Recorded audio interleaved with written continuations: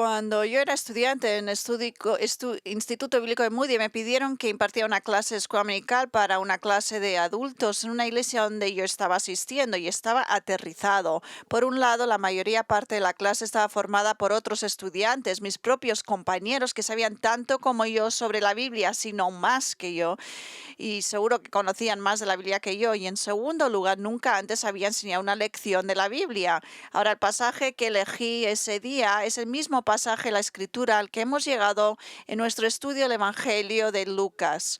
Es la historia de cuando José y María trajo al bebé a Jerusalén, al templo, para ser presentado a Dios.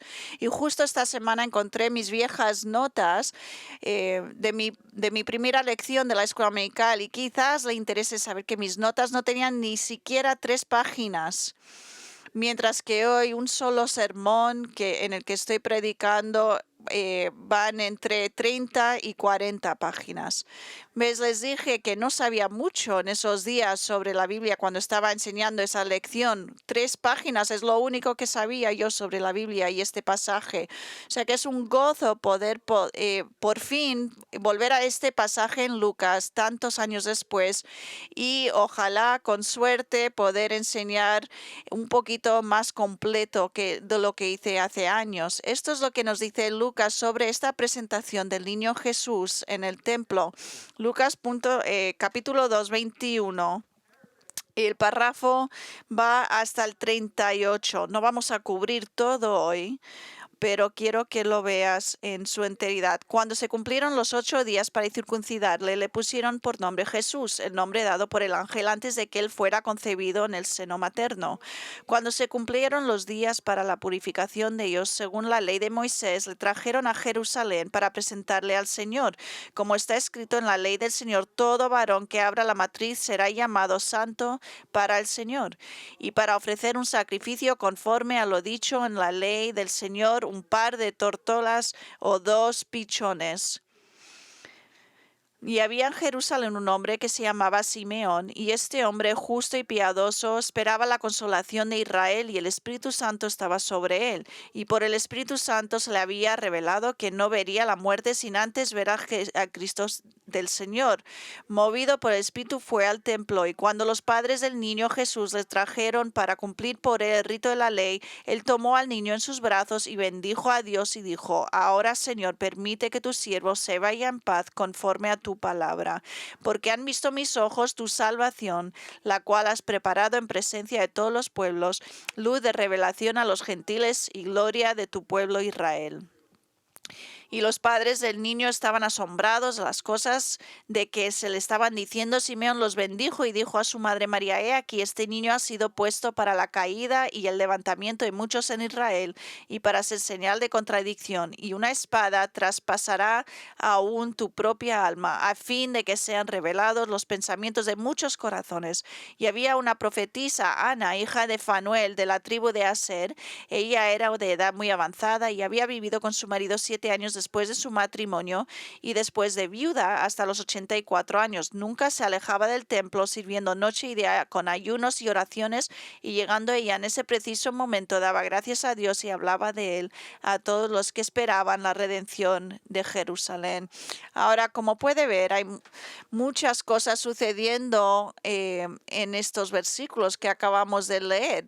Muchas cosas están ocurriendo. Lucas nos dice sobre la circuncisión, el nombramiento de Jesús, nos habla de José y María presentando a Jesús al Señor en el templo, nos habla de un sacrificio de animales que hicieron mientras estaban ahí José y María, y también nos habla de 2 personas judías piadosas, Simeón y Ana, que estaban esperando que la llegada del Mesías y testificaron que el niño Jesús era de verdad el Mesías tan esperado.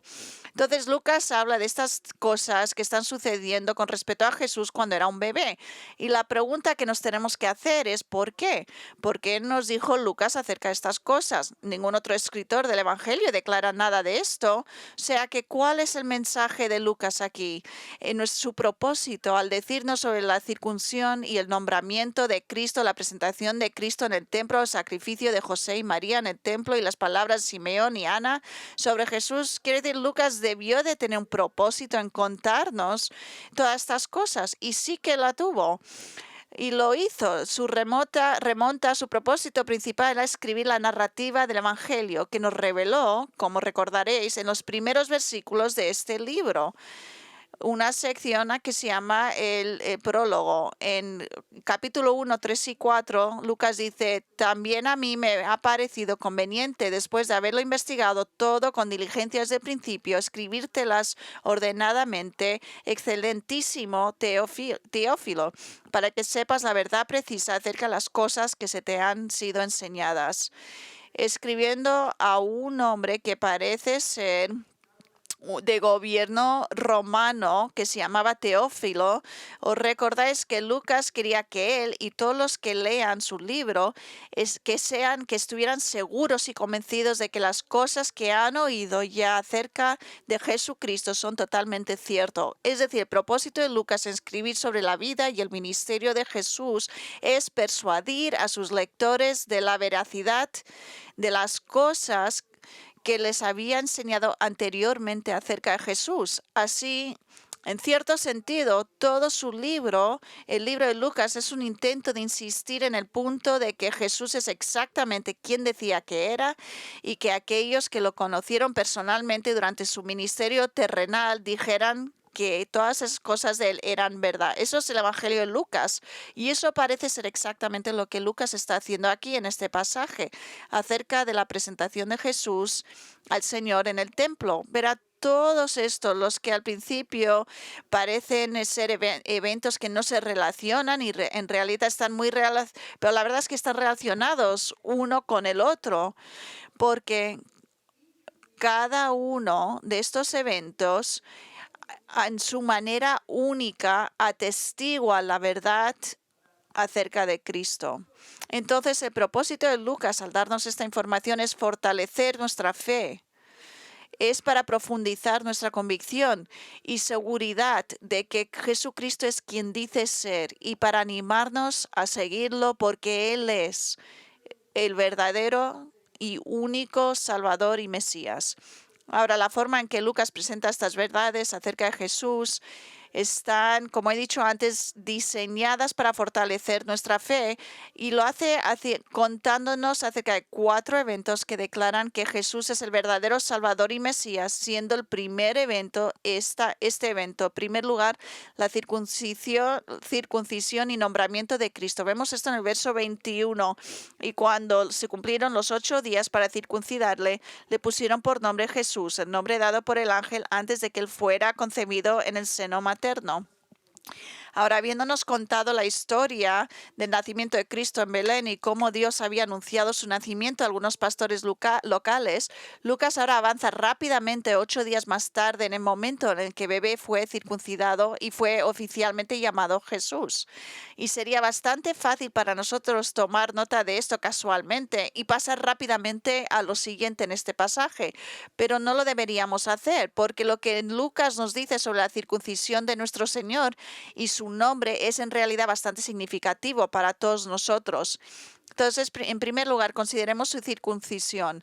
Así como observamos en el capítulo 1 que la circuncisión de Juan el Bautista tuvo lugar el 8º día después de su nacimiento, así también leemos que fue el caso para Jesús, 8 días. Y la razón de esto es porque esto es lo que la ley mosaica ordenó para todos los varones judíos. Y el propósito de esta ley en particular era doble. En primer lugar, la circuncisión era el signo externo de que alguien era parte de la nación judía, de que era hijo de Abraham, es decir, identificó a este individuo como parte del pueblo del pacto conocido como la nación de Israel. En segundo lugar, la circuncisión era un símbolo de la limpieza espiritual, de la eliminación del pecado, quitando el pecado en la vida de una persona. Es por eso que en el Antiguo Testamento a menudo se habla sobre la circuncisión del corazón, porque habla de eliminar el pecado y tener una limpieza espiritual. Como dijo R.C. Sproul,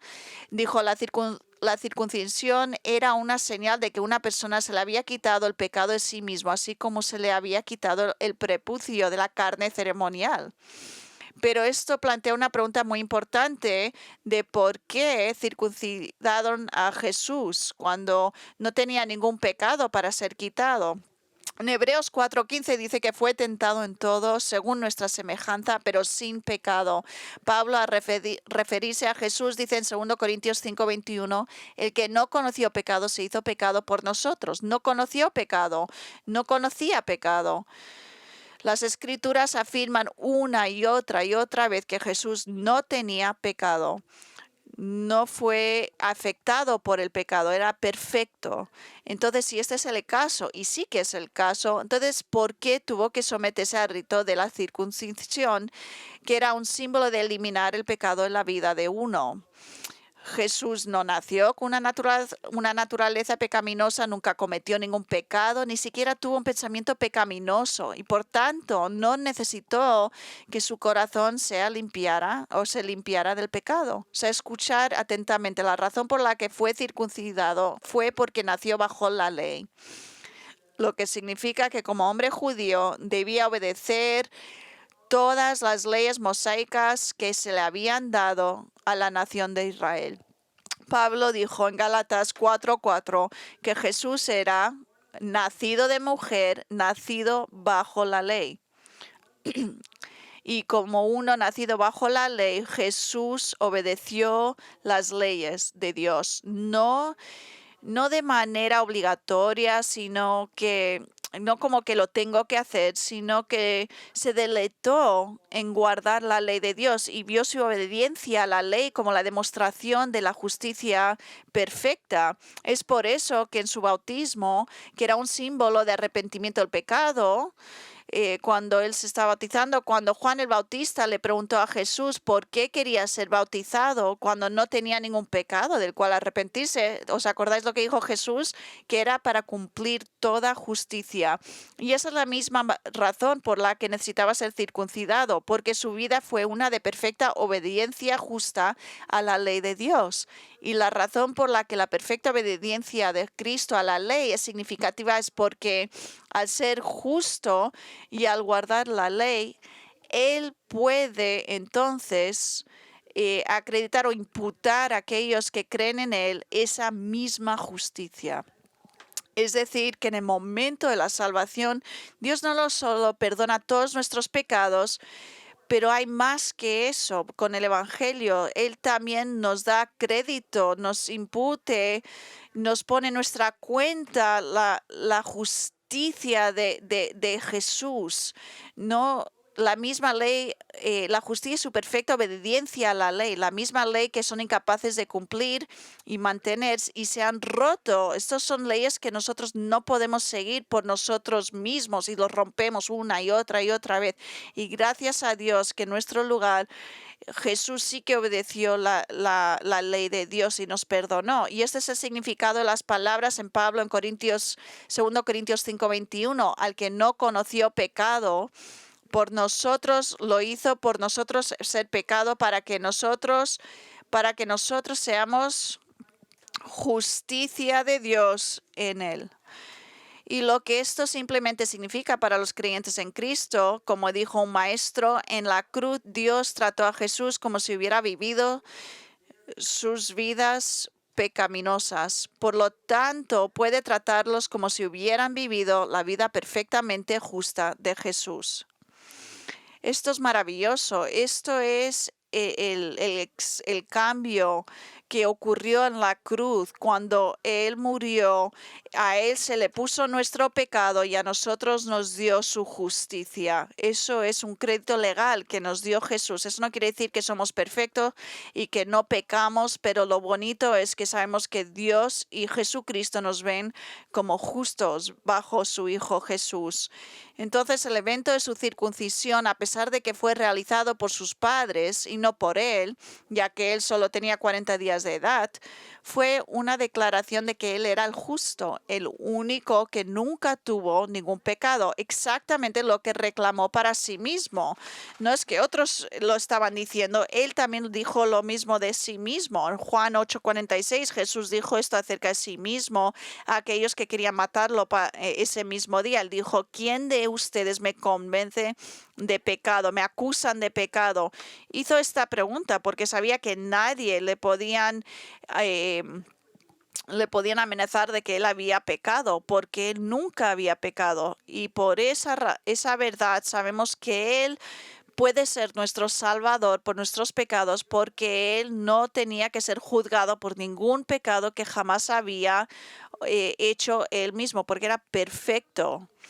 Y no fue solamente su circuncisión lo que es significativo en términos de ser nuestro Salvador. Si vuelve a mirar en el verso 21, notará que como Juan el Bautista en el momento de su circuncisión, también se le dio el nombre de Jesús en ese momento, verso 21. Cuando se cumplieron los 8 días para circuncidarle, le pusieron por nombre Jesús, el nombre dado por el ángel antes de que él fuera concebido en el seno materno.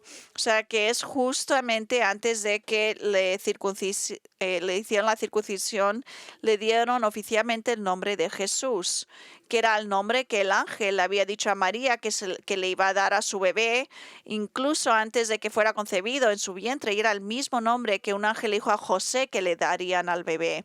Ahora, como os he dicho antes, Jesús significa Jehová salva. Es lo mismo en griego el nombre Josué, y el significativo obvio del nombre Jesús o Josué, o como dicen los judíos, Joshua, es que vino a salvar a las personas y al pueblo de sus pecados.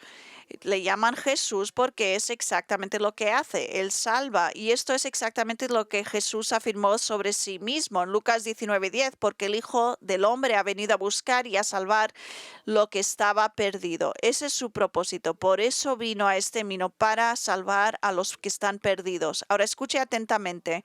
Aunque a menudo hablamos de Jesús salvando a los pecados, la Biblia pocas veces hablamos sobre cómo deleita, Señor, en salvar a los pecados. Y tenemos que hablar sobre este tema. No solamente nos salva con resentimiento o tengo que salvarlos porque el Padre me ha dicho que lo tengo que hacer, pero la verdad es que no quiero hacer. No, es su gozo y le da placer salvar a los pecadores. Y no hay ningún mejor ilustración del corazón de Cristo al salvar a los pecados que en el punto principal de la parábola del hijo pródigo, y este es el punto de la historia del hijo pródigo, es el amor del padre y la bienvenida al hogar de su hijo descarriado que se había marchado. Tenemos que llamar esto la parábola del amor de un padre. Y aquí sabemos que aquí Jesús describe al padre como sintiendo compasión por su hijo arrepentido, corriendo, abrazándolo y besándolo. Os lo podéis imaginar, desde lejos el padre vio a su hijo que estaba regresando y seguro que no tenían zapatos de correr, y fue corriendo y lo agarró y lo abrazó. Ese es el corazón de Dios y por tanto ese es el corazón de Jesús, porque Él es Dios. Y es importante darnos cuenta de este punto, porque no solo para nuestras vidas, pero para también entender algo erróneo que se está declarando en la Iglesia Católica. A veces en la Iglesia Católica se está enseñando a millones de personas que Dios no se deleita en salvar a nadie porque su corazón es duro con los pecadores. Y por eso dicen que necesitas a María, que ella tiene el corazón de una madre tierna para tu salvación. Y esto es erróneo y causa que muchos no entiendan bien a Jesucristo. John MacArthur escribió: una de las tergiversaciones más atroces de la verdad bíblica por parte de la Iglesia Católica Romana es su descripción de Dios como un Salvador que reacciona. La implicación de la teología católica es que el Padre está enojado, vengativo y hostil hacia los pecadores, pero Jesús es un poco más comprensivo, pero Él verdaderamente es amable y compasible. Pero la que más amable y accesible es María. Por tanto, se aconseja a los pecadores que se acerquen a ella en busca de salvación, porque Jesús no puede resistir las peticiones de su madre. Tan erróneo es este punto de vista donde los católicos elevan a María, que es un estado muy triste, porque esto es muy erróneo, no es verdad. Y nos dice Pedro en Hechos 4:12, y en ninguno otro hay salvación, porque no hay otro nombre debajo del cielo que haya sido dado a los hombres por el cual podamos ser salvos. María no tiene nada que ver con vuestra salvación y nuestra salvación. Solamente Jesús salva y se deleita en salvarnos. No necesita su madre María para ayudarle a salvar a las personas. Una y otra vez en el Antiguo Testamento, Dios es llamado Dios nuestro Salvador o Dios de nuestra salvación, y es retratado como el Dios que se complace en salvar a su pueblo, tanto físicamente como espiritualmente. No hay absolutamente ninguna renuencia, ningún enojo en la naturaleza de Dios a salvarnos. Y al darle, por esta es la razón, era por la que Jesús se tenía que ser circuncisado, porque si no lo hubiera sido, no hubiera obedecido perfectamente la ley de Dios. Pero sí que obedeció la ley perfectamente, y Él es el Salvador exactamente como lo declara su nombre. El único problema es si usted se ha salvado. Se tiene que asegurar de que es tu Salvador. Sabemos que Él nos ama, que nos salva, pero tenemos que venir a Él. Tenemos que arrepentirnos de nuestro pecado, confiar en Él como nuestro Salvador. Esto es lo que el apóstol Pablo dijo de Dios hacia Israel en su disposición a salvarlos. Y es verdad para nosotros hoy también. En Romanos 10:21, todo el día extendí mis manos a un pueblo rebelde y obstinado, y sus brazos están extendidos hoy hacia usted, deseando que corras hacia esos brazos para que Él le pueda salvar de tu pecado. Corre mientras aún tienes la oportunidad. Ven a Él. Está esperando.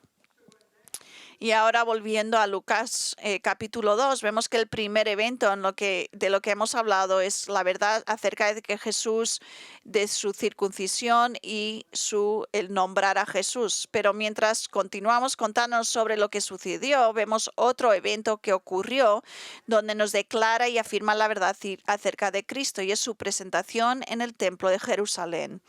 El verso 22.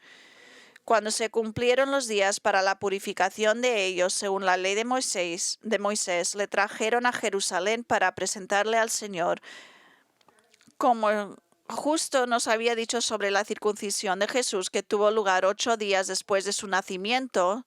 Lucas otra vez avanza un poquito en tiempo contándonos sobre otro ritual asociado con el nacimiento de un niño en el Antiguo Testamento. Y esa es la presentación de Cristo al Señor en el templo de Jerusalén. Y esto sucedió, nos dice Lucas, mira, cuando se cumplieron los días para la purificación de ellos según la ley de Moisés. O sea, leemos eso y decimos, ¿qué significa esto?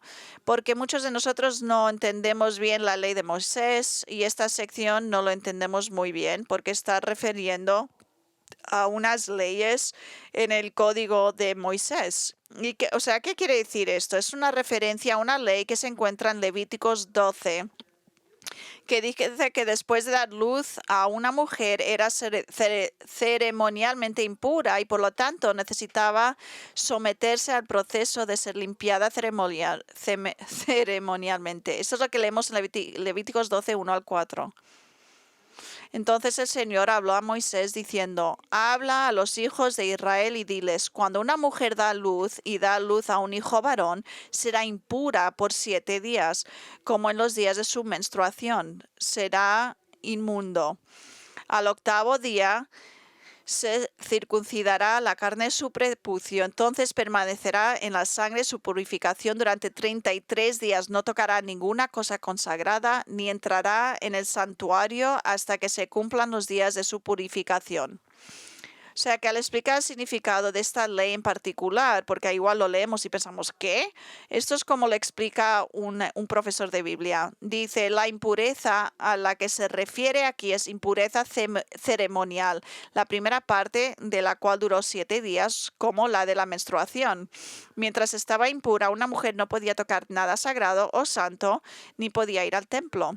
Su impureza ceremonial atenuó el gozo natural de traer una nueva vida al mundo, con la sobria realidad de que el niño, como sus padres, era un pecador. Después de la circuncisión de un hijo varón al 8º día, la madre quedó ceremonialmente impura durante otros 33 días. O sea que a la luz de esta ley, lo que Lucas nos está diciendo es que 40 días después del nacimiento de Jesús, los 7 días, luego los 33 días, 40 días después del nacimiento de Jesús, cuando María había terminado sus días de purificación ceremonial, ella y su esposo José, los dos, llevaron a Jesús de Belén al templo de Jerusalén. Recordad que solo eran unas pocas millas en distancia, y lo hicieron con el propósito de presentarlo al Señor. En el verso 23 vemos el significado detrás de esta presentación. Dice en el 23, como está escrito en la ley del Señor, todo varón que abra la matriz será llamado santo para el Señor. Lo que Lucas nos está diciendo con este verso es que esta presentación de Jesús, que tenía 40 días de edad, era otra ley mosaica. Esta declara que todo hijo varón sería llamado santo para el Señor, es decir, que sería apartado, dedicado a Dios.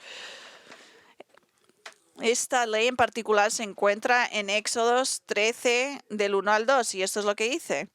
Entonces el Señor habló a Moisés diciendo: santifícame todo primogénito, la primera descendencia de toda matriz entre los hijos de Israel, tanto de hombre como de bestia, me pertenece. Ahora, la razón por la que esta ley en particular es explicada por Moisés solo unos versículos más tarde, en Éxodos 13 del 11 al 15. Aquí es lo que dice Moisés: y cuando el Señor te lleve a la tierra del cananeo, como te juro a ti y a tus padres, y te la da, consagrarás al Señor la primera descendencia de todo vientre y la primera descendencia de todo bestia que te pertenece. Los machos pertenecen al Señor, pero toda primera cría de asno la redimirás con un cordero, pero si no la redimes, le romperás el pescuezo, y todo primogénito de hombre entre tus hijos redimirás. Y sucederá que cuando tu hijo te pregunte en el futuro diciendo: ¿qué es esto?, entonces tú le dirás: con la mano poderosa nos sacó el Señor de Egipto, de la casa de servidumbre. Y sucedió cuando Faraón se empeñó en dejarnos ir, el Señor mató a todo primogénito en la tierra de Egipto, tanto el primogénito del hombre como al primogénito de la bestia. Por tanto, sacrifico al Señor los varones, la primera descendencia de todo vientre, pero redimo a todo primogénito de mis hijos. Ahora, esencialmente lo que esto está diciendo es que todo hijo varón judío que había nacido primero, primogénito, tenía que ser presentado al Señor, y esto era un reconocimiento de que este hijo pertenecía a Dios. Y normalmente lo que esto significaba es que este niño debía ser apartado para servirle al Señor en el templo de Jerusalén. Sin embargo, dado que solo los de la tribu de Leví podían servir al Señor en el templo, pues para que esos primogénitos varones de otras tribus estuvieron exentos del servicio oficial del templo, tenían que ser redimidos o tenían que ser comprados de nuevo. Por lo tanto, otra ley que se encuentra en Números 18 decía que los padres de estos primogénitos varones tenían que pagar al gobierno, el gobierno religioso de esos días, 5 siclos de plata para redimir a su hijo. Y Lucas no nos dice exactamente lo que María y José tuvieron que hacer, pero lo más seguro es que fue lo que hicieron. Seguramente dieron 5 ciclos de plata al cura del templo, porque ellos no eran de la tribu de Leví, eran de tribu de Judía.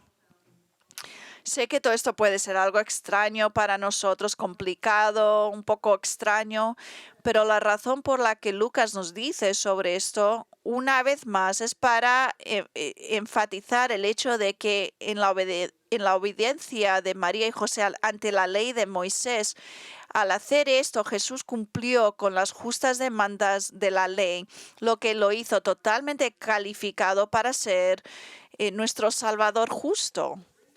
sin ningún defecto. Entonces, al llevar a Jesús al templo cuando tenía 40 días y pagar el precio de la redención de 5 siclas de plata, José y María estaban dedicando, y esto es lo que estaba pasando, una dedicación de su hijo a Dios. Pero esta no fue la única razón por la que José y María fueron al templo en ese momento. Y en el verso 24, Lucas nos dice la otra razón por la que estaban ahí. Y para ofrecer un sacrificio conforme a lo dicho en la ley del Señor, un par de tórtolas o 2 pichones. Ahora, con esta declaración tenemos que entender, Lucas nos está hablando no sobre información nueva, sino nos está contando otra vez sobre la purificación ceremonial de María al dedicar a Jesucristo. Está hablando de la presentación, pero está hablando sobre la purificación de María, porque parte de este proceso requería un sacrificio de animales para dárselo al Señor. Según Levíticos 12:6, un cordero de 1 año y un pichón o tórtola debían ser sacrificados para esta purificación. Pero sin embargo, la ley también decía que si la mujer era demasiado pobres para comprar un cordero de 1 año, podían simplemente sacrificar un par de palomas o un par de pinchones. Y esto es exactamente lo que en Lucas nos dice que hicieron María y José. Sacrificaron estas aves en lugar de un cordero porque aparentemente eran demasiados pobres para comprar un cordero. Y lo que esto nos revela son 2 cosas. Número 1, revela que los magos del que vinieron del este, que nos contó Mateo, aún no habían llegado a visitar a la familia. Mateo nos dice que estos magos, cuando vinieron, trajeron regalos muy caros, muy costosos con ellos para dárselo a Cristo, al Rey. Lo alabaron con estos regalos. Y estos regalos, si ya habían llegado los magos, entonces estos regalos les hubieran permitido a la familia comprar ese cordero para el sacrificio, porque podrían haber vendido estos regalos para comprar el cordero, pero como no tenían recursos para comprar este cordero, nos dice que los magos aún no habían llegado. Por lo tanto, las escenas de natividad tradicionales donde ves a los Reyes Magos inclinándose ante al Jesús recién nacido son bonitas, pero no son bíblicamente exactas. Fue más tarde cuando vinieron los magos. En segundo lugar, el hecho de que María ofrezca cualquier sacrificio animal a Dios para su purificación, una vez más afirma el hecho de que ella era una pecadora que necesitaba, como todos nosotros, la limpieza de Dios. Lo que demuestra una vez más es que catolicismo romano, donde habla sobre la vida de María sin pecado, es obviamente incorrecto. Y así, en estos primeros versículos de esta sección en Lucas 2, aprendemos de 2 primeros eventos que declaran y afirman la verdad acerca de Cristo. Primero, su circuncisión y el nombre de Jesús. 2, su presentación en el templo. Mientras Lucas continúa su narración acerca de Jesús cuando era un bebé de 40 días, nos habla de otro evento más, un tercer evento que declara y afirma la verdad acerca de Cristo, y eso es el reconocimiento de Jesús por Simeón. Lucas 25. Y había en Jerusalén un hombre que se llamaba Simeón, y este hombre, justo y piadoso, esperaba la consolación de Israel, y el Espíritu Santo estaba sobre él. Y por el Espíritu Santo se le había revelado que no vería la muerte sin antes ver al Cristo del Señor. Y estos versículos, Lucas nos presenta a un hombre judío que se llama Simeón. Este hombre vivía en Jerusalén y estaba en el templo al mismo tiempo que José y María cuando trajeron a Jesús. Y Lucas nos dice varias cosas importantes sobre Simeón que son pertinentes a su narrativa. Primeramente nos dice que Simeón era justo y piadoso, lo que significa que era un verdadero creyente, alguien que había puesto su fe en Dios para salvación. Verás, la mayoría de la gente judía de ese día estaban atrapadas en las trampas externas de la religión, religión sin corazón para Dios, todo externo. pero sí que había un remanente, una pequeña minoría del pueblo judío que amaba a Dios, que confiaban en Él para la salvación personal y que lo seguían con todo su corazón. Ya hemos conocido algunos de estos remanentes, vimos Zacarías Elizabeth, perdona, María y José. También son parte del remanente y ahora conocemos a otro, Simeón, que también era parte de este remanente. O sea, en primer lugar sabemos que era creyente. En segundo lugar, sé que nos dice que él estaba buscando el consuelo de Israel. Es decir, que estaba esperando la venida del Mesías, quien traería consuelo. Eso es lo que quiere decir que iba a traer consuelo de ambos, liberando a Israel de sus enemigos y trayendo consigo el nuevo pacto de Dios, que era la promesa en la que creía Simeón. Eso es lo que nosotros hablamos sobre la salvación, un corazón nuevo. Simeón estaba buscando este Mesías, es en lo que creía, y esto es lo que él estaba buscando en el consuelo de Israel.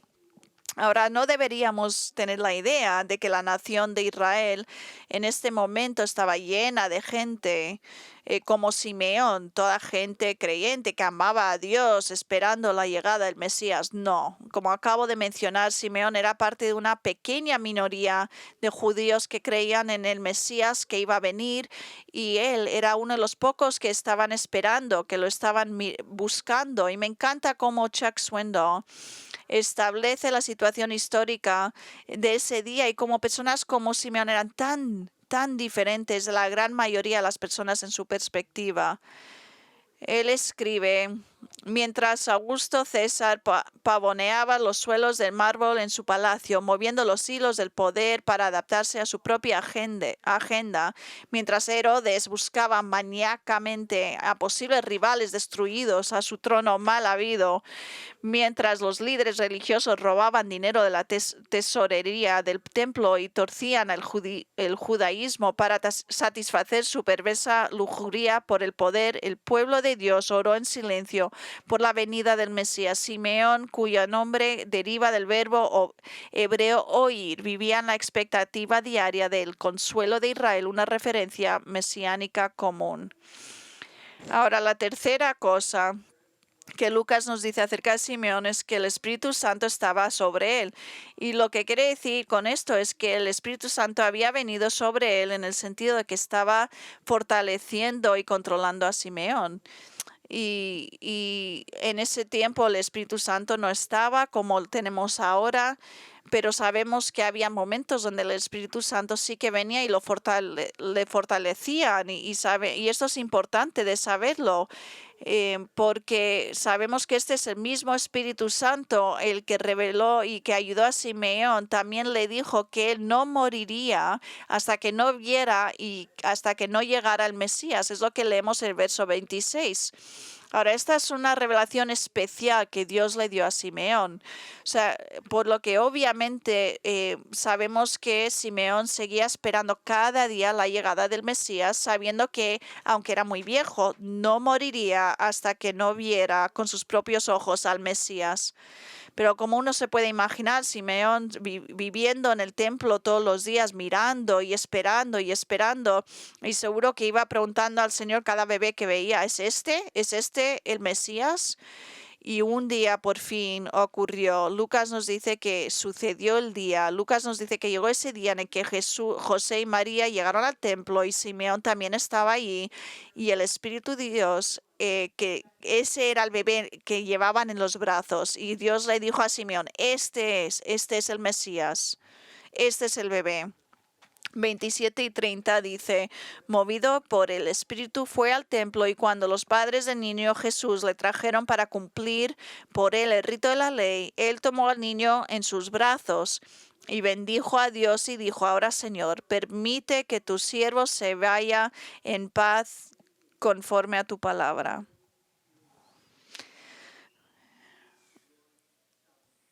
Porque han visto mis ojos tu salvación.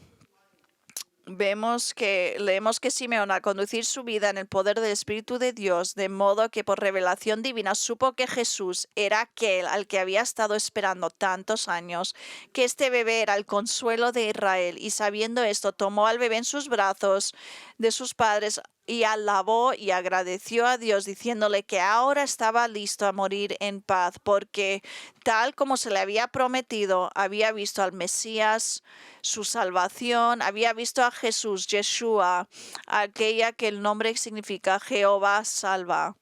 Ahora, por un lado, quiero comentar del hecho de que llama su propia muerte partida. Él dijo, ahora Señor, estás soltando a tu siervo para que se marche en paz. Esto es muy interesante porque la muerte para un cristiano no es una partida, es dejar este mundo para ir al cielo, para ir al cielo con Dios. Y cuando lo piensas de esta manera, entonces es una partida maravillosa, algo que tenemos que mirar con gozo, porque vamos a ir a un sitio mejor y no hay ningún sitio mejor que el cielo.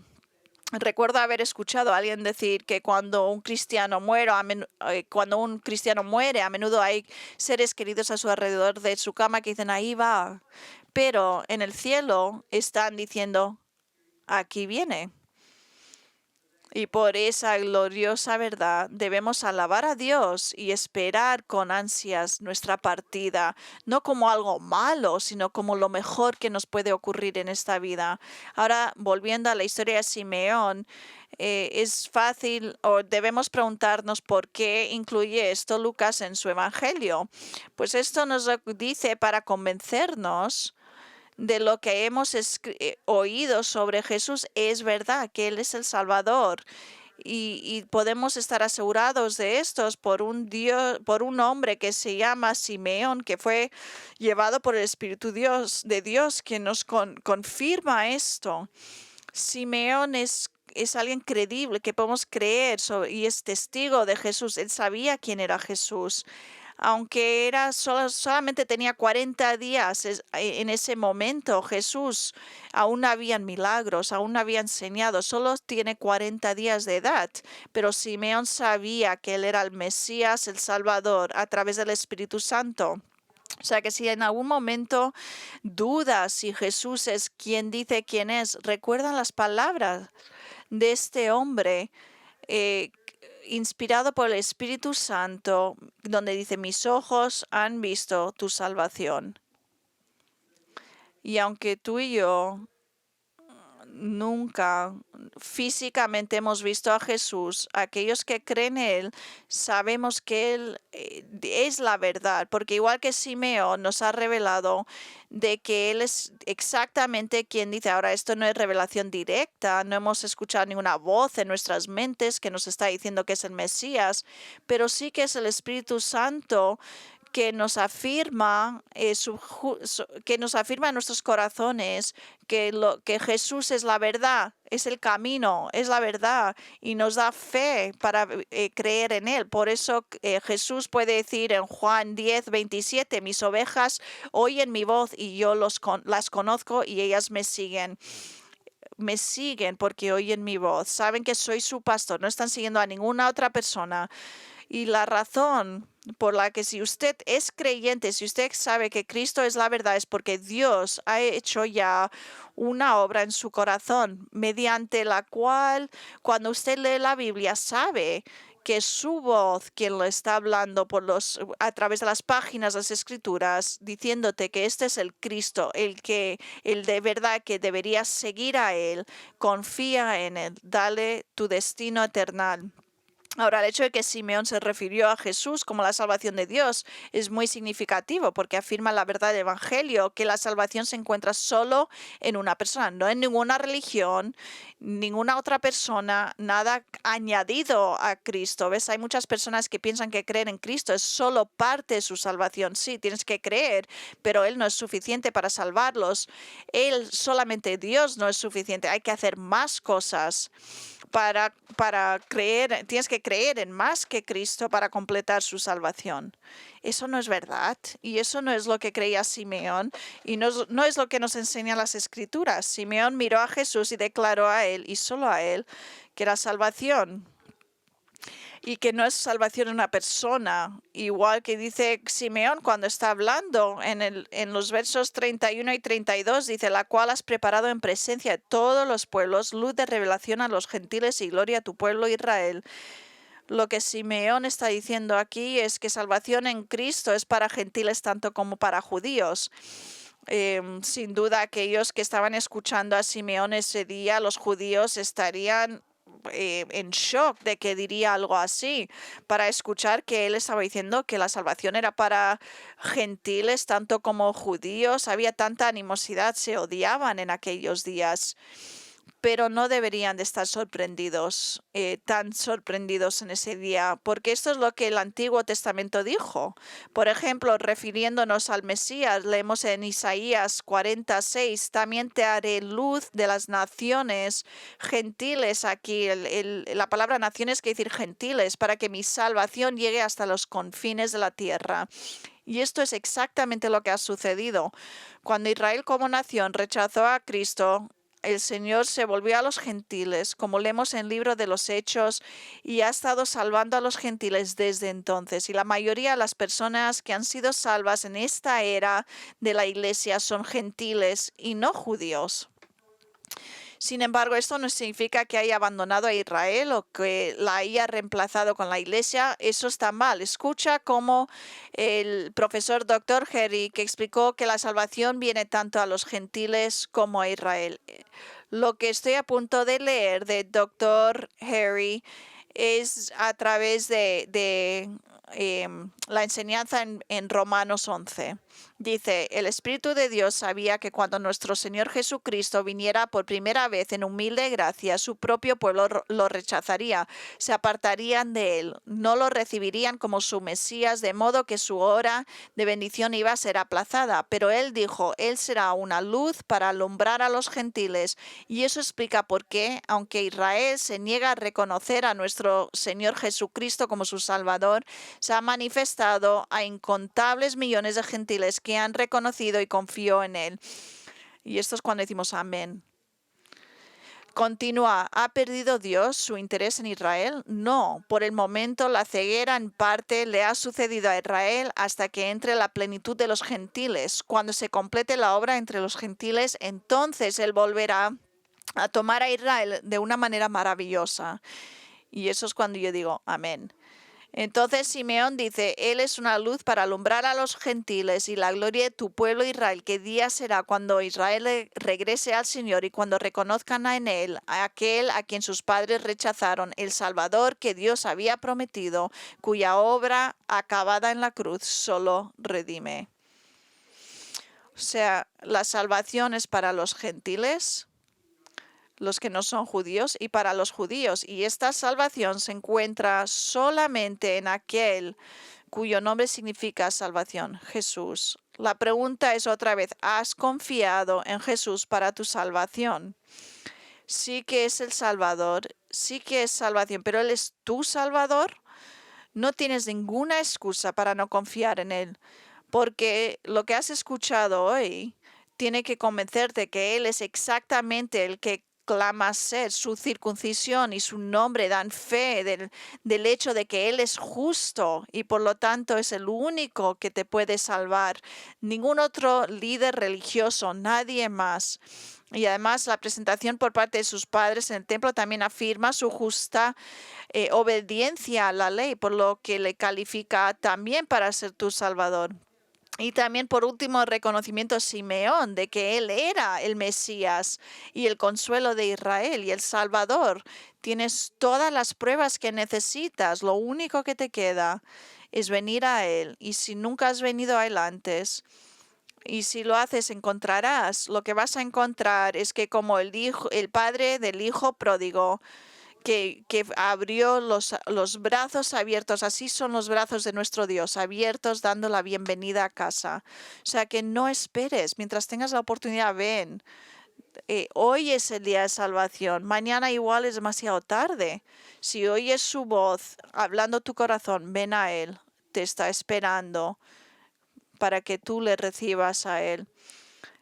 Los líderes de nuestra iglesia, si quieres hablar con cualquier líder de nuestra iglesia, estamos aquí Ven aquí, estaré aquí delante al final. Vamos a orar.